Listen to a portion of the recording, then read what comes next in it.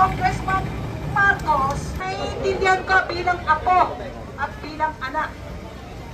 Pero sana maiintindihan mo rin kung ano at kung bakit nangyari ang ganito sa inyo. Ayan, dito tayo sa EDSA Monument.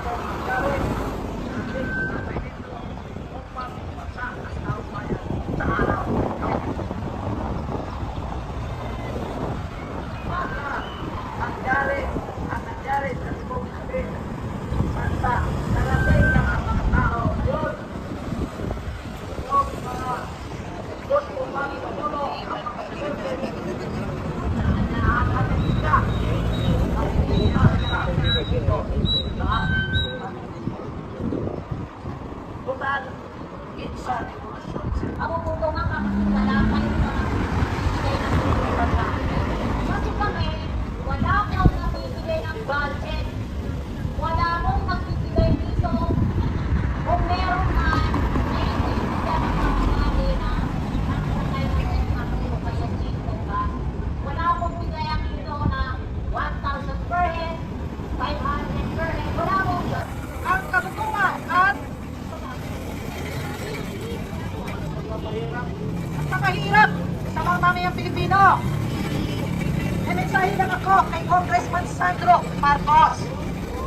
Ang mensahe ko kay Congressman Marcos, hindi ako nagkanahain, walang nagtuturo sa akin itong aking mga sinasabi. Napanood ko yung kanyang hinahing sa social media, sa Facebook.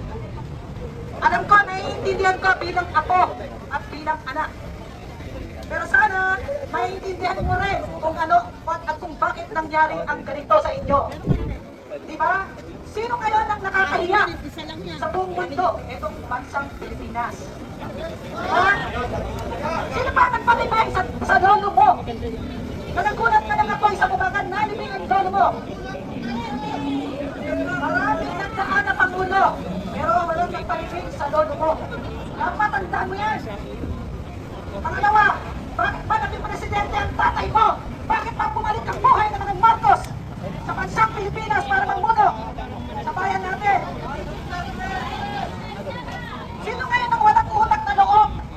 At nangunguna ka pa pagpa-impeach kay Vice President Sara Duterte na nananahimik sa Davao? Anong ginawa ng tatay mo at ginawa ng tita mo, Senator Amy Marcos, na kaibigang matalik Vice President Sara Duterte? Napaniwala ninyo. Di ba? Hindi ba maliwanag na pinudol ninyo ang aming Vice President Sara Duterte na nangangarap kami na mamuno siya sa bansang Pilipinas. Pero ang gusto ni Vice President Sara Duterte maging mayor na lamang sa Davao. Tapos ngayon, maglalabas ka ng hinahing mo, wala kayong karapatan lahat na ipa-impeach si Vice President Sara Duterte. 32,280,470 na may karapatan magpa-impeach kay VP Sara Duterte at isa ako doon.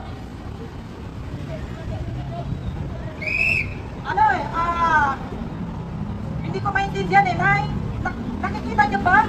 Pag pumapasok kayo sa DOJ, pag pumapasok kayo sa Supreme Court, pag pumapasok kayo sa Ombudsman, sa Congressman, ang nakikita ninyo ang babaeng nakatayo. Nakapiling ang mata, nakapiling ang tenga. May dalang, ano matawag dito? Katarungan. Ang katarungan pantay. Pero ang babae, bulag. Hindi. Ganon ang gobyerno nito. Sino pa ang dapat nating lapitan? Wala tayong lalapitan dahil ang lahat Diyos pera. Basta ninyo mga tao dito. Dahil wala kaming pera. Kaya walang nagpupunta dito dahil walang politiko. Naiiyak ako. Dahil yung mga pupunta rito, hindi pinapayagang magpunta rito. Kaya kami nagpupunta rito para i-celebrate yung February 25, 1986. Natatandaan niyo ba yun? Yes. Diba? Hindi namin gustong gawin ito. Pero ang kasama namin dito, walang kumpay. Mula sa una hanggang sa uli, itong mga vlogger na to. Asa ng media? Siguro Dadami ang tao dito. Magpupunta ang lahat ng media. Magpupunta ang lahat ng mga kailangan sa gobyernong ito. Pero nasaan kayo? Di ba? Nakapiring ang mga mata dahil nakapiring ang gobyernong ito. Walang pingi. Hindi sa katotohanan. Di ba? Kaya ano ang sabi ng ating Vice President Sara Duterte? Wala na siyang pwedeng lapitan kundi God save the Philippines. Di ba? Natatakot ang mga tao na magpunta rito. Natatakot ang mga tao na magsalita sa kanilang mga vlog dahil binabantaan ninyo. Ngayon, nananahimik tayo kasi eleksyon. Pagkatapos ng eleksyon, hindi pa natatapos ang eleksyon, pinag-uusapan na ang impeach VP Sara Duterte. Nasa naman ang mga konsensya ninyo. Wala na ba kayong mga Diyos? Natatandaan nyo yung nangyari sa Amerika? Kinutya-kutya ang Panginoong Diyos, kinukutya-kutya ng gobyerno ito, ang mga taong bayan. Hindi masarap magluto eh. Di ba? Hi, ma'am. Meron ka na? Ano ba akong bowler ah? Sino ang tatayo para sa mga taong bayan? Hindi na pinag-uusapan ngayon ang Ay, sorry naman. Sino ba siya? Ako? Diba? Ang korupsyon, hindi na pinag-uusapan. Hindi na pinag-uusapan ngayon ang addiction. Kasi ayaw magpa-drug test ang ating Pangulo. Na inihiling na nakararami. Di ba? Ang kriminalidad, pinag-uusapan ba sa Kongreso? Pinag-uusapan ba ang kagutuman ng 20 pesos, ng putang ilang 20 pesos na bigas na yan? Pinag-uusapan ba yan? Hindi, di ba? Ang korupsyon, bingi ang lahat. Wala.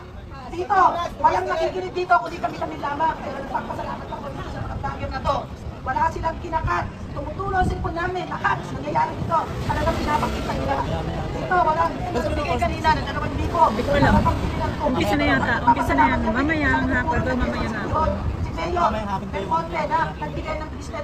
Mamayang hapon yan kasi magbisidating yung ano, sisidating. Balita ko darating. Or may mga darating na mga personalidad. Na magpunta dito.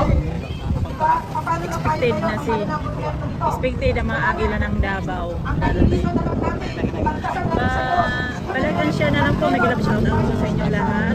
Like and share po para dumami. Hindi kami matitinag at hindi kami magpapabayad.